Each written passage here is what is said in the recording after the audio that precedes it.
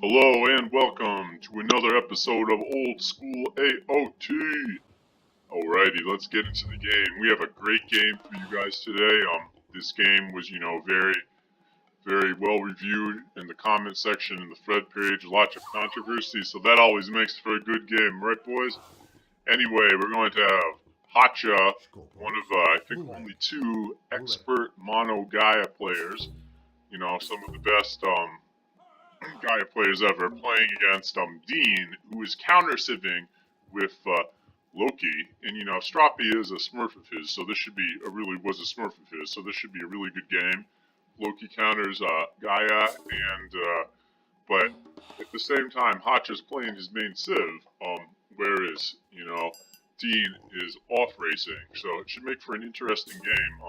Hotcha is going for the Gaia build where he's able to get the the hand axe immediately after getting hunting dogs. So probably for those of you who are really skilled with Gaia, probably knew that was already a thing, but just thought I'd point it out myself. Since I'm not the most skilled Gaia player, and for those of us who aren't, just thought I'd point it out. Apparently this is possible. Really interesting. So he gets the pigs down here, and we have Dean. Let me see, observer. So Dean is just doing what looks like a relatively standard Loki build order. Nothing too crazy. But yeah, cool to see Hotcha doing a different build order. Although, like I said, probably very well known to Gaia mains. But, very, very interesting to see nonetheless. Cool to see that the economy can support that. Alright, so looking at Stroppy, he's got off to a nice scouting. He's doing a great job with the piglets. The piglets from Winnie the Pooh. The piglets from Winnie the Pooh, they're doing good scouting. They've scouted a lot of the map over here, and more importantly, they've scouted the hunt pile there. So that's huge. That's a ton of hunt for Loki to really get powered up of in Classical, or to get to Classical, whatever he needs to do. So that's a great start. So looking back at Hotcha, yeah, still looking pretty much the same. He shouldn't need to be housed. Yeah, he's fine. He just barely gets it in time. So I guess that's the only thing about the build. It's a bit scary, but well done, well done. And Dean has also built his house, so he will also not be housed. So clearly that's great. You don't want to be housed. Anyway, it should be really exciting to see this matchup. I'm not quite sure what Dean is going to go for. Maybe the Forsetti stuff. Most likely the Forsetti stuff, just because it's so good against Gaia, and it's difficult for Gaia to counter it. But we'll see, we'll see. Hotcha.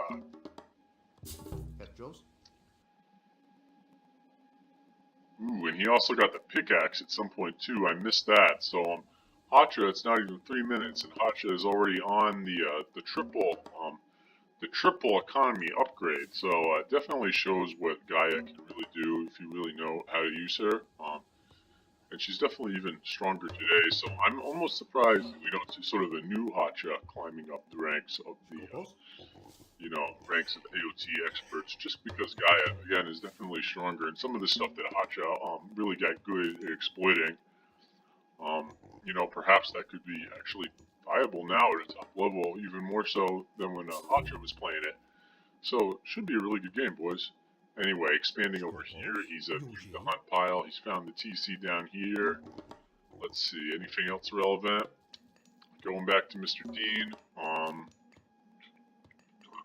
Well, we got the bunch of dwarves coming out. He's splitting the villagers off, which is nice, if you can. It's always good to have your dwarves and gatherers gathering the thing, which they're best at gathering.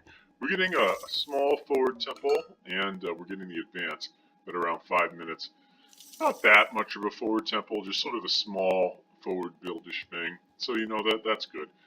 Hotcha has rotated his building to place it sideways, using the custom hotkey, set up so he can shift it with control and the scroll wheel. So that's really cool. Definitely the signs of a player who really thinks about the metagame when he's rotating buildings to place them in slightly better ways.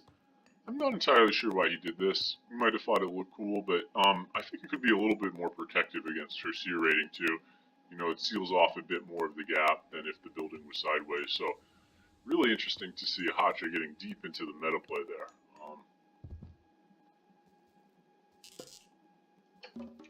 We got Hotcha, continuing to gather. He's got his upgrades.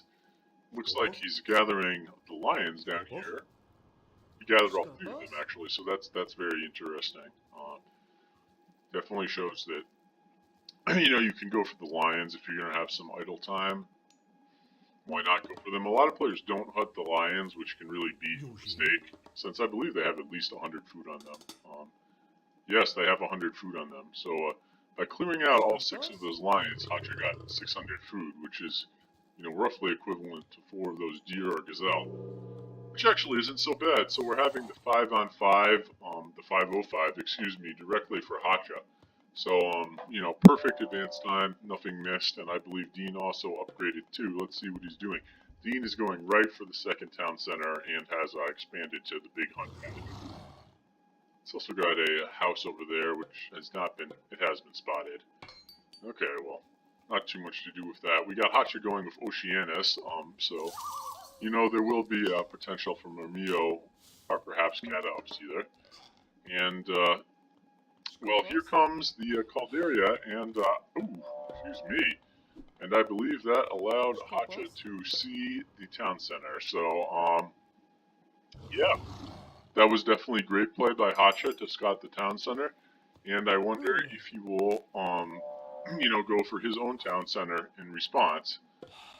And interestingly, he got husbandry, which you really don't see Atlantean players get too often, but I guess he wanted to rely less on the raidable hunt.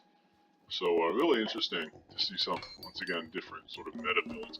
We do have an armory, though, which seems to indicate to me that Hotcha is thinking about going heroic quite shortly and doing a quick, fast heroic. He will be just under 8 minutes, got the towers up. So Dean won't really be able to do too much aggression, although he seems to be mainly massing Herseer right now, as well as continuing the boom. About 5 Herseer, so, just enough to do a little bit of damage with his raiding party. Let's see how Stroppy's doing. So, I don't know why he's going over here. He must sort of sense something. I don't really see much of anything, though. Perhaps he's going to, I don't really know what he's doing. I guess he's just trying to protect his hunt pile, or maybe take the town center. Yes, that's it.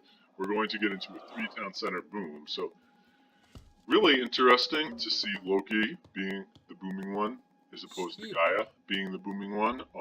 Definitely taking a much more Egyptian approach to Loki, which, given that we're seeing a player who was definitely known for his Egyptians play, it's not super surprising.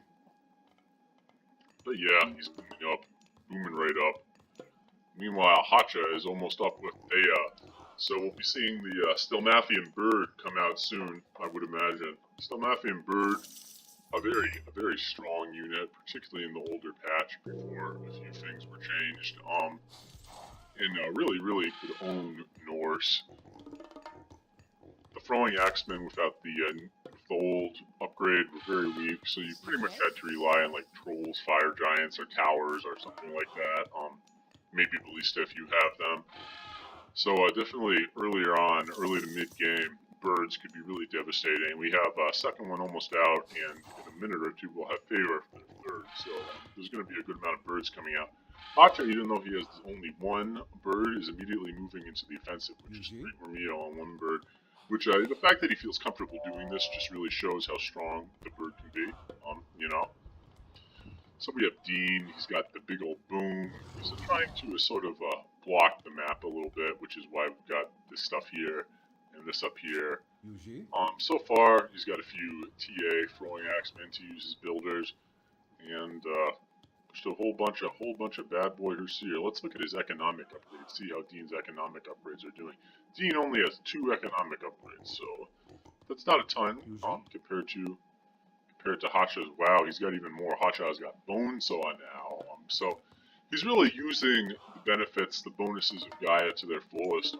Gaia's bonus is the economy, and especially now with the boosted economy and changing it so the economic upgrades can be produced in any age, I believe. This little part of Gaia has to be even more powerful. Got the bird, just sort of watching there. Too sure what it's doing, just watching, I guess. Oh, now the bird's moving forward. Hotch is moving forward. Isn't he going to find the hunt pile there? I imagine he'll soon be attacking that hunt, but there should be enough units here to defend it. There's 2 trolls out, so 2 trolls and a few axemen will easily defend 1 bird. But still, this will be an annoying raid, and he can fly back out over the river. And Hotch is also coming out on the front, too. So he could kill these units here easily. We'll see what happens. Hotcha raiding. He's killed 1 villager. He won't get a second, and the trolls are engaging, so that bird is going to need to back off. Although a bird can beat trolls, 1 troll easily, trolls will usually beat it. And there we go.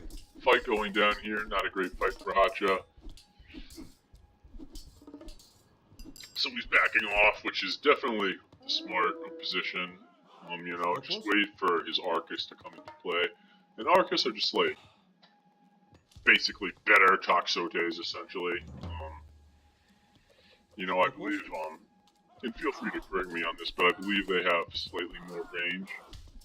So, that gives them a bit of advantage over Toxotes having 20 range. They're definitely a great unit, and before the recent buffs to other Atlantean units, they were the core unit in the Atlantean heroic competition. And you know what, you still see them quite a bit today, just because they're an excellent unit. So a little bit of skirmishing here. Dean lost a few units, losing a troll. Hotcha, I think, might have lost him a mirror or 2 there. So, you know, the fight's not too big. Hotcha is taking the 2nd town center with 3 villagers doing it. If he doesn't take it soon, Dean is really going to start to take an economic lead over him that is too big to come back. Dean putting down the healing spring, just trying to power up that army and heal up his members just at the same time. That's pretty clever thinking.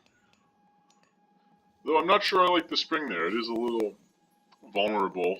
He can't guarantee that he'll control the spring all game. Definitely leaning very heavily on trolls to keep him in the game against these birds. You know, the birds are really powerful, so the trolls are very much needed at this point. Without the trolls, well, it would be bad. We do have some gold being gathered, protected by Dean, so if the bird somehow did find that, that would be annoying. But right now, Hotcha, you know, seems to be concerned about keeping a defensive posture and, well, just, you know, preventing that big army that Dean has from really coming in and doing any damage, while Hotcha works to, you know, get that town center up. So Hotcha's 3rd town center isn't really not the best place, to put it mildly. I wouldn't say this map is bugged by any means, but I would say, you know, that the spawn, the town center being over there was just a little bit better for Dean. By today's standards, some people might say that this map is bugged because they expect maps that are more or less identical, but, you know, back before people really messed with the mod scripts on their own, decided to patch the game on their own. It was not that unusual to see maps that weren't entirely balanced, and you know, you were expected to be able to play from behind or ahead, however it came to be. People didn't usually complain about the maps too much, whereas you know, something like this, it might trigger a veto and a save in a tournament today. Probably wouldn't have seen that back in the day so much. People just sort of dealt with it and had big brass iron bowls, you know, swung their balls of steel at the map generator. Take that, map generator, biatch. Anyway, so right over here we have Hotcha coming out with his palace, and Dean is still in the classical, but he's moving rapidly towards heroic with a massive economy. Now, Hotcha is going to make the palace here, and he's going to move in, just make a little bit of attack. He's following the great principle, just moving out a little bit, starting to build up. So, you know, he's moving out here, not to fight, but just to give the palace a chance to build up. So that's really smart, and this will allow him to easily build the palace. As well as sort of start to begin to establish himself in a direction towards the town center, which he must control. So now he's getting ready to take that. Nothing being produced from the tower, although it'd be nice to see a destroyer or 2 because of these buildings that Dean has built. Dean continuing to hunt down here, and Dean's army has sort of moved into a defensive position, and he's getting a tower. Because definitely right now, the enemy armies that have come out, It's getting to be a little bit of a scary position for Dean. Heavy Arcus, medium Vermillo, and the birds. The Atlantean army is starting to sort of power up. You know, whereas the Loki army has a definite ceiling and a classical. We got the copper shields and the Hall of Fames and the eyes and the force, though. So you know, he's got something. So let's look at Stroppy, see how his pop is. So pop is about even. Stroppy's slightly ahead. And he is fighting here, but the annoying thing about this fight with Dean, this fight hadn't taken place, he would already be going heroic by now, but he isn't. Even though I think he's, I don't think he's winning the fight actually. This fight, you know, he would be winning it if not for these birds, but the Stelmathian birds, well, he's a little short on things to kill the Stelmathian birds, and I don't see any heroes. So paradoxically, he's definitely winning the land with those handouts. But we have the birds shooting down from the air, and there are now 3 birds. So even though he crushed the land army, his own land army is getting sort of pulled up. So I'm not entirely sure why he's continuing to fight here. I'm sure he's got a plan though. You know, we'll see. And now he's like, had enough. Perhaps he fought a little too longer because of the healing spring, and you know, one of the dangers of placing the healing spring first forward, you could be tempted to fight for it when it really isn't necessarily worth it. But he's not just going to give up, you know, he's going to buy himself some time to get heroic, and how he's going to try to do this, we're going to get some towers. So towers are always a great way to stall, you know, just a very abusive building in general that provides a lot of damage and a lot of HP for a relatively small cost. So Hotcha has secured the third town center, which is great for him. So he can really start to, you know, get into the game. You can definitely see how the stress of the game is affecting him a little bit. Looking over here, you look, we only have 5 on food, but he's got a stack of 1,200 wood. So usually when that happens, that means that the micro is getting a little intense. So he's already moving to rectify it with his own farm, so that's very nice. Economy upgrades are wonderful, you know, as to be expected. He's really letting his economy upgrades be on point. Deans are coming along, not so bad for Loki actually, not so bad. You know, second tier gold, first tier wood, first tier farming, and husbandry too. So that you know, he's doing alright. He's doing alright on his economy upgrades. Alrighty, so the towers are coming up. There's 5 towers coming up here, so it's going to be tough for Hotcha to push in at this point, even with little destroyers. Ooh, this is not great. This is yeah. Dean needs to watch his economy a little more if he can. I mean, this can happen when you boom out a lot and have a big economy, though. And you know, yeah, it's just not efficient. It's not the end of the world, but try to remember to check your wood villagers, boys, before that happens. The fight continuing here. Let's see what Dean's pop is. Dean is a little bit behind, but you know, once again, he does have all these towers here, which even though destroyers have really high pierce, they have currently has a nearly 70% pierce. Having all those towers there will still shred them when you have that many towers. So continuing to struggle against the birds, doing the right thing, getting out the tools, but when you have 3 birds, it's just tough. And I believe, you know, he will have to back off there, but he's getting the birds healed by the Caldera, so that's good micro for Hotcha. You know, it'll really allow him to get maximum use out of those birds. And as we see, once the bird is no longer fighting, it heals up quite well. I believe very similar to the priest. We got a raid coming down here from Stroppy. We have some sort of an Ulfsark raid, an unupped Ulfsark raid. So that's a little unusual, but it looks like he will kill this villager. So maybe this is a good idea, or maybe he won't. I think it will escape. Definitely annoying Hotcha, that's for sure. And so that bird is all healed up. Hotcha needs to heal the other one if he can. Probably will start healing it soon. Engaging. And Dean is starting to take back his pool. He's got Hammer Troll. This upgrade is actually really good against birds because, you know, it gives them everything you need to fight birds. It gives them more HP.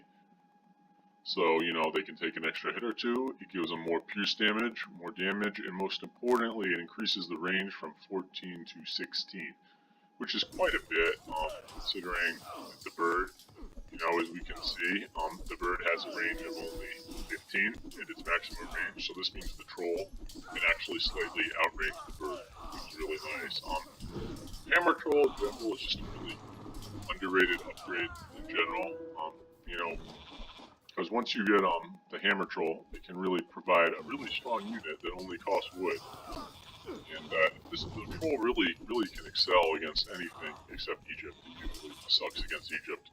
But, you know, it can keep you in games that you should lose. So he managed to do a little damage down here with his raiding. I think he killed a villager, so got a bunch of idle time. So maybe not the best raid, but, you know, far from the worst either. It definitely made Hotcha, you know, have to pay a little more attention to what's going on. So Hotcha is continuing to push it, and, yeah, he's just going for this powerful heroic push, not even thinking about going mythic. This point, he's not interested in doing that, I guess. Stroppy's still in the classical too, so definitely, if he had been able to go heroic earlier, he would be in a much better position in this game. As of now, he's not, and sort of allowing the Atlantean player to slowly squeeze up an advantage. You know, you see he's slowly stacking the upgrades, just using superior heroic units, and Dean really hasn't gotten a chance to really do too much hacking as Hotcha, either on his economy or on his military. So, you know, this can be challenging for him at this point in time, especially since, you know, this gold is being attacked, and there is only one safe gold mine in the back, which I believe he has seen. Ooh, he has not seen that gold mine in the back, so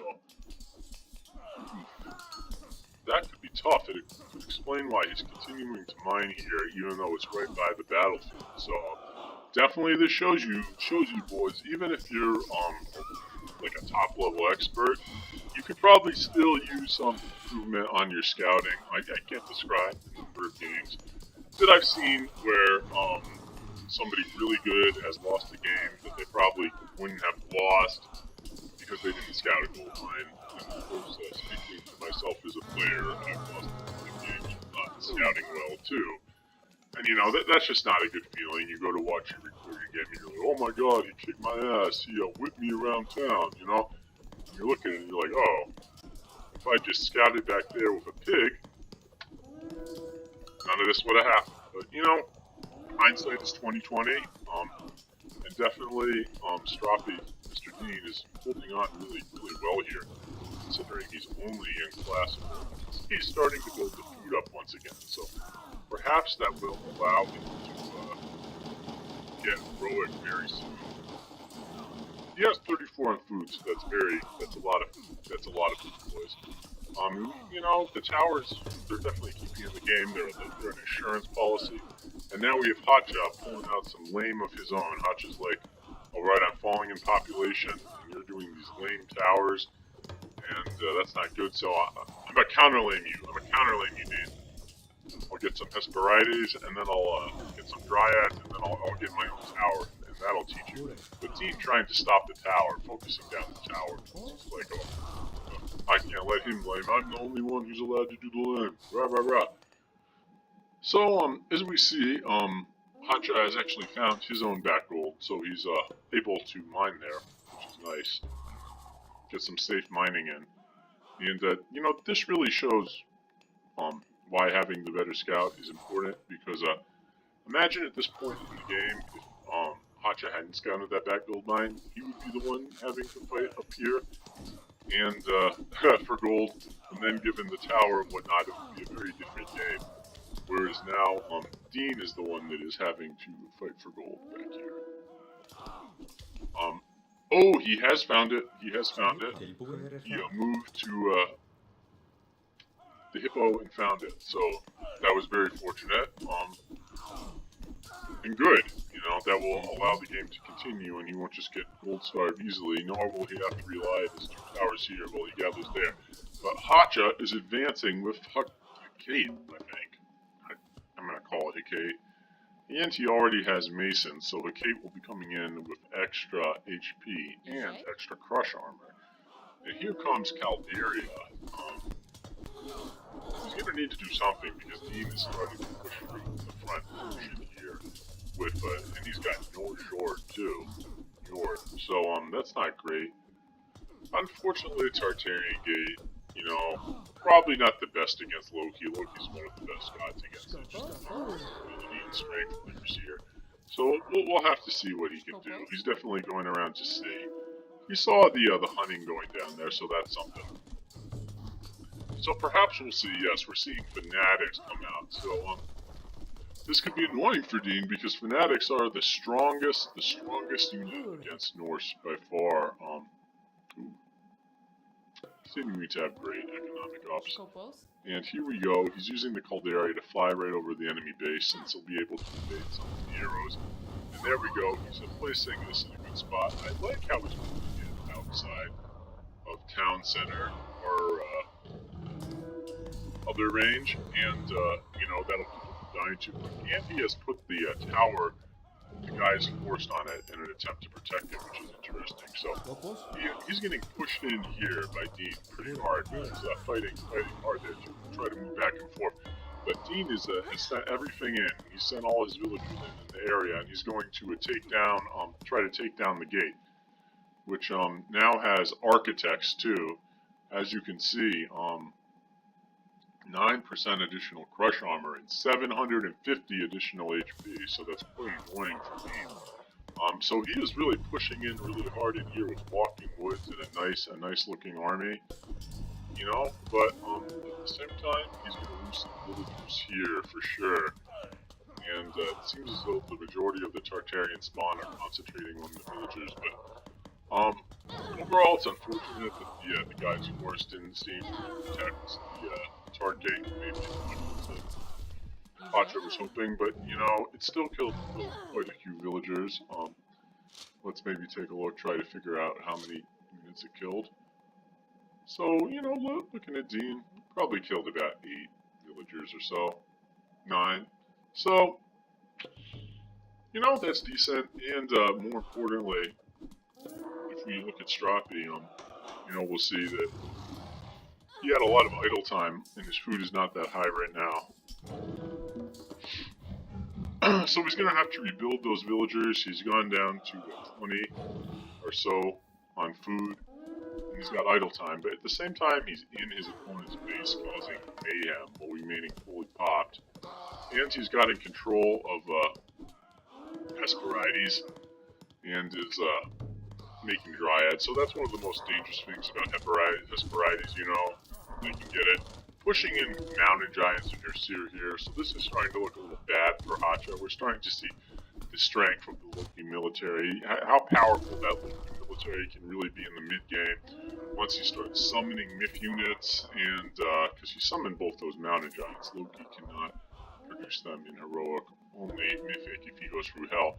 So, you know, think about that, that's 2,400 HP of units summoned and a full 50 of crush damage. Pretty ridiculous. Unfortunately, due to the lush, he can't take that right now, but the birds are defending really well in the base of Hotcha, so even though Dean broke in, he's not really doing the damage that one might expect of a Loki player who's busted into his opponent's base. So 3 mountain giants there. That's a lot of mountain giants. Wow. But at the same time, Hotcha also has a very high count of, where are they? A high count, 3 or 4. He's got 3 Stelmathian birds there, so that's annoying. It would definitely help against the mountain giants. These throwing axemen are just continuing to slowly pick off the military barracks, and Hotcha has started trade, which, you know, he really needs to establish as quick as possible since he's out of gold and Dean is in control of the main gold mines in the game.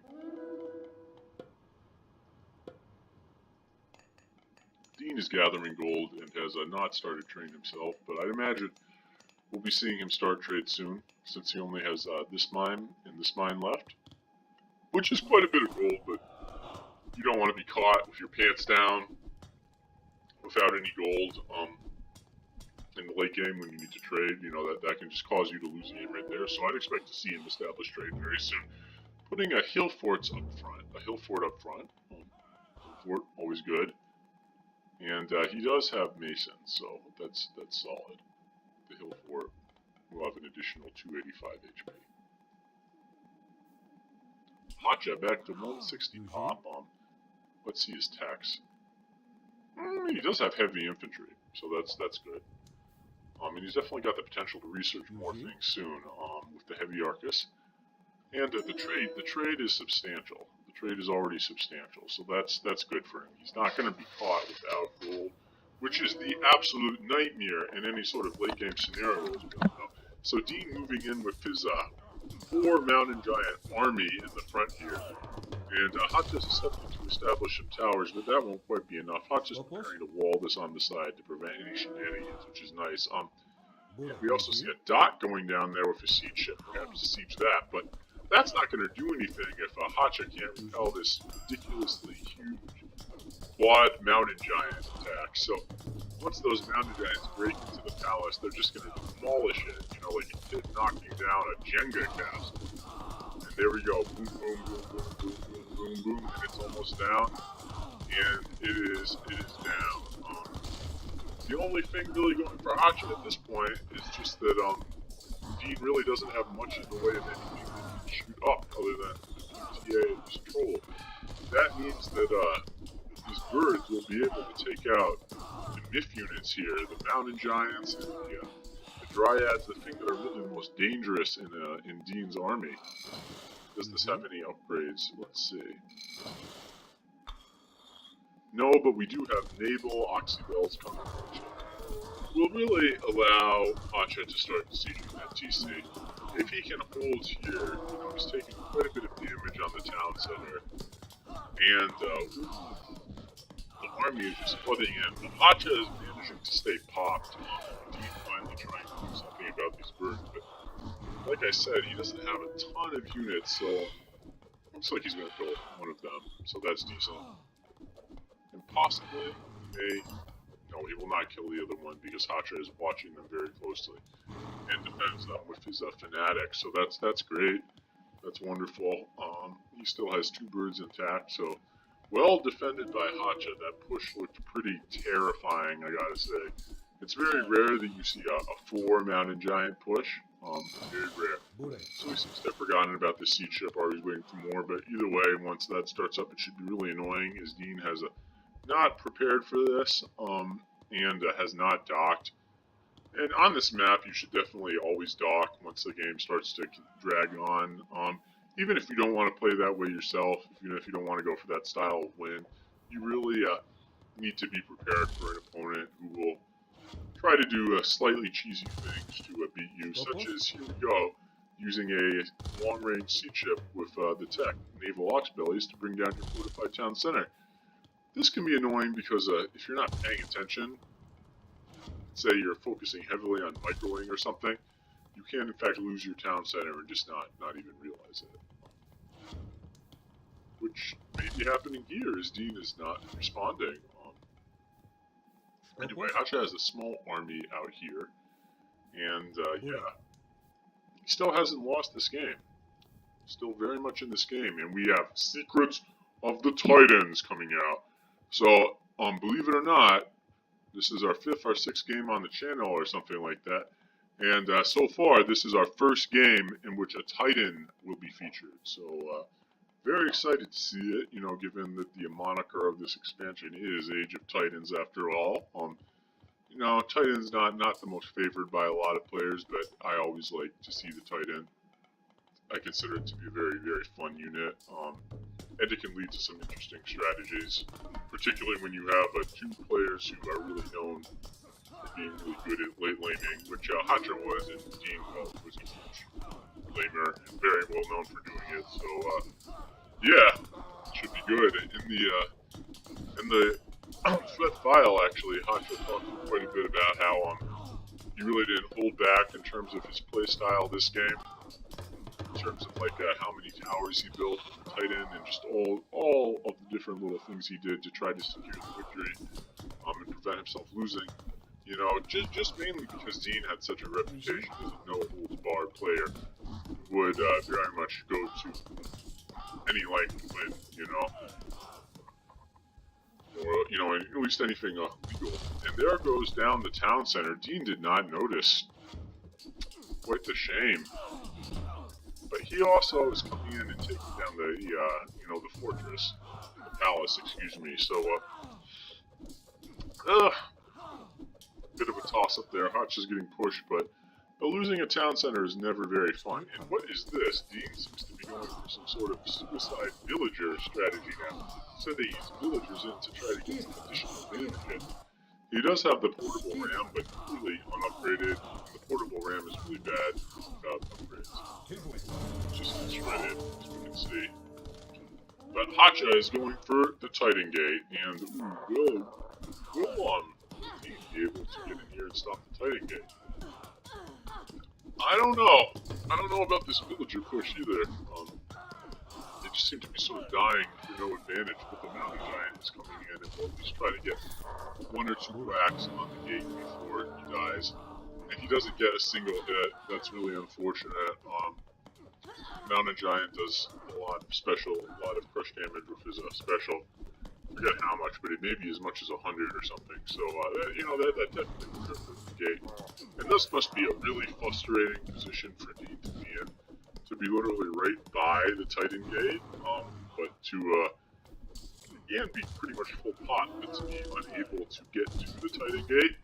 As we see, you know, Dean definitely has a good army going, but the issue is that there are so many buildings, towers here, you know, palace, towers, palace, town center.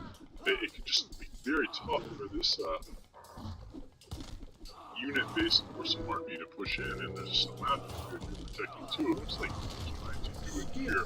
He's trying to use the portable rams to good effect, but you know, once again, the portable ram would need some more upgrades. But he has gone mythic now, and he has used the Nidhogg, so maybe this is what he needs. Nidhogg is on top of the Titan Gate, and that is very annoying, boys.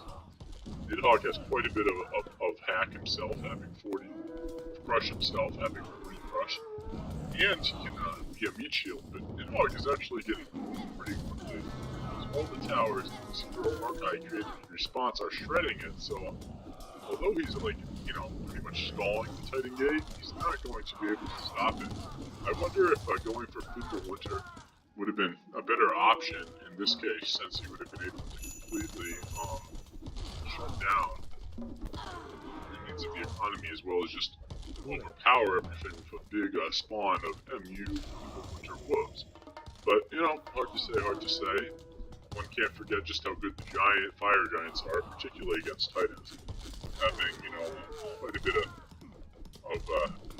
crush damage on their own, since that crushes, I believe, for fireball or something like that.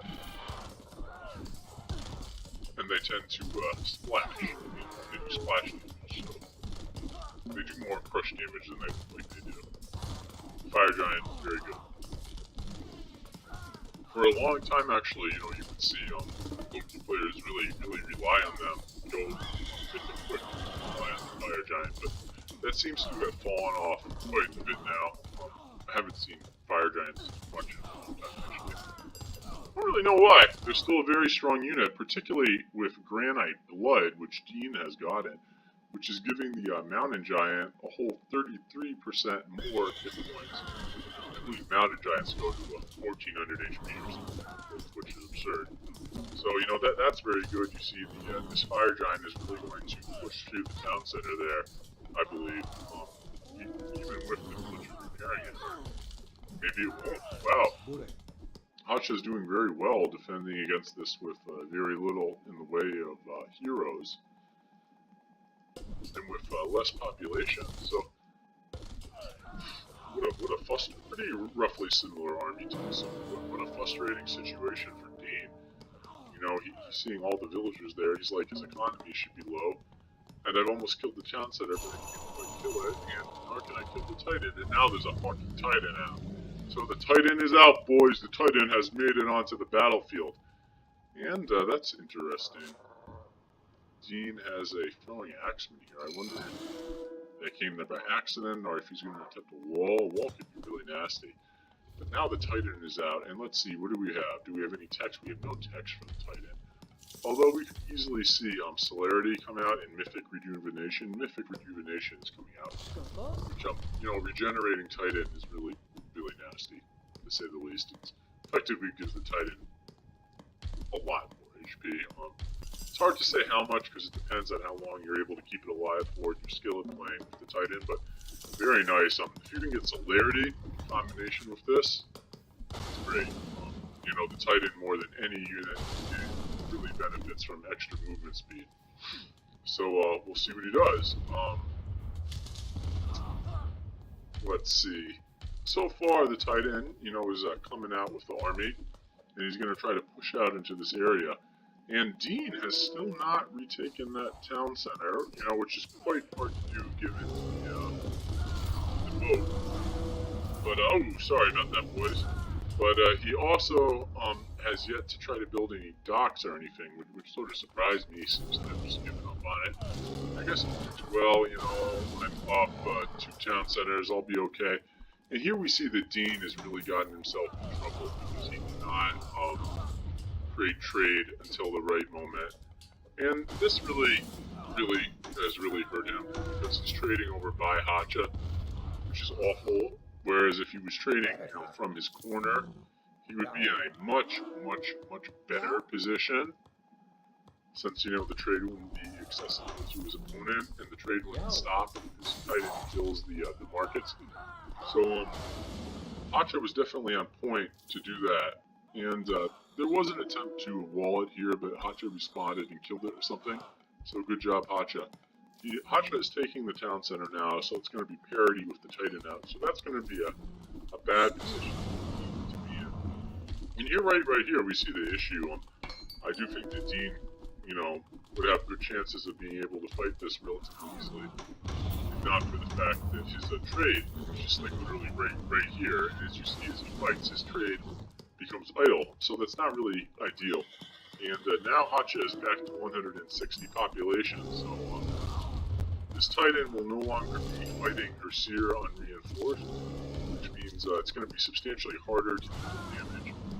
And, this will become an issue as it regenerates. Fire Giants are actually one of the best units out there against the Titan.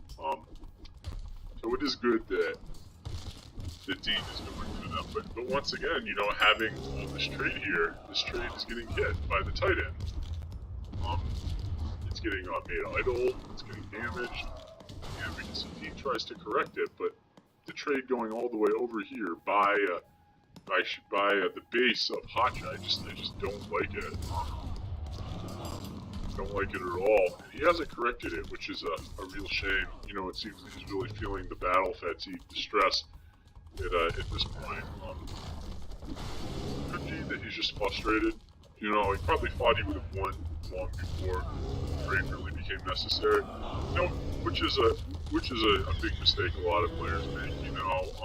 Don't assume, even if you're far ahead, that you're just going to be able to close out the game immediately. There's a lot of really sneaky, tough players out there that will, try to get games where they will just hold on and hope that they can beat you, not by outskilling you, just by being mentally tougher than you, continuing to remain in a game and beating you up after you sort of assume the way the game has been won and you slack off. So, perhaps there was an element of that in here. There seemed to be some points where it seems the team was just surging ahead, culminating in the 4-man and giant push. So if I had to guess, I would guess that's what happened here. Hotcha also has built this here to siege, and that's sort of another nail in the coffin for Dean at this point. So Dean is down 3-2, and this Titan is almost at half health. But Hotcha has the resources to produce heroes. So these fire giants are not really going to do as much as they can do. Whereas Dean, his economy is starting to suffer a little bit. Just again, mainly because of the lack of gold. So he's continuing to commit to these Titans, these markets here by the Titan, this lone market at this point. But now he's finally getting the market up. So this should have happened a little while ago, but it's very good that he's doing that, and he's able to keep many ox caravans. He's trying to re-Barak, but Hotcha's naval ox bellies Byron is once again really annoying on this side, and we also have Hotcha continuing to try to raid to keep Dean from coming back into the game. So this is going to be very hard for Dean at this point, just because Hotcha is gaining TC supremacy with the Titan out. So what's he going to do? What's he going to do?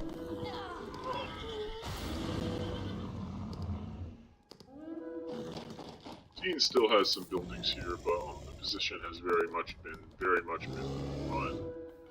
And what's this here? We have a little bit of little mini skirmish going on. Let's check the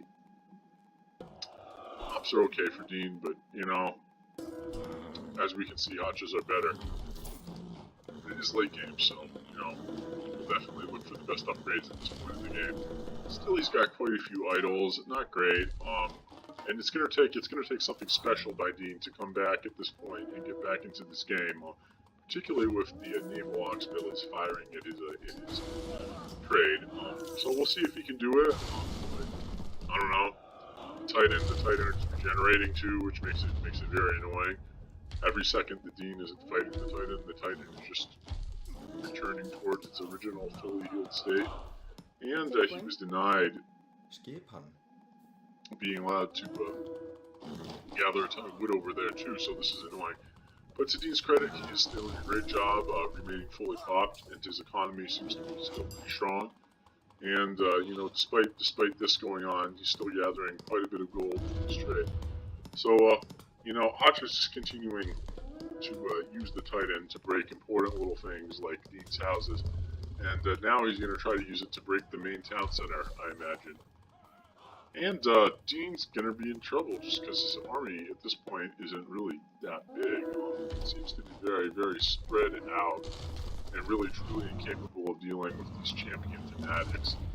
So bada bing, bada boom, the town center is going to go right down, and yeah, this is most likely the end of the game, boys. So definitely this game shows, don't underestimate your opponent.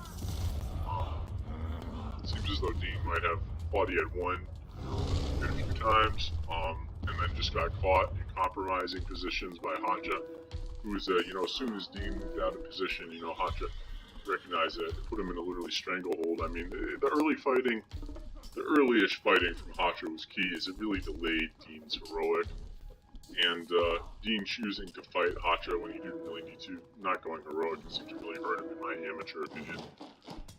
But overall, a very good game. Really, you saw a lot of tricks this game, potentially useful, and I think we saw a really, really cool starting build from Hotcha, and it definitely showed why he's known as the player that revolutionized Gaia and really took the playing of her to a new level. I mean, this was at the time when nobody fought anybody good by a Gaia player. Gaia was just thought to be that bad. And not that she's great now, but it was trash on a whole other level, So Dean's just doing a little silly suicide to close out the game. And I'm assuming we'll be seeing her resign in a second or two. So we'll just fast play for the last minute, and there we are. So that was a really exciting game, boys. Long game. It must have been a real bruiser for the players to play. But, they fought hard. And yeah, no holes were barred. So good game. Take care, gentlemen. Thanks for watching.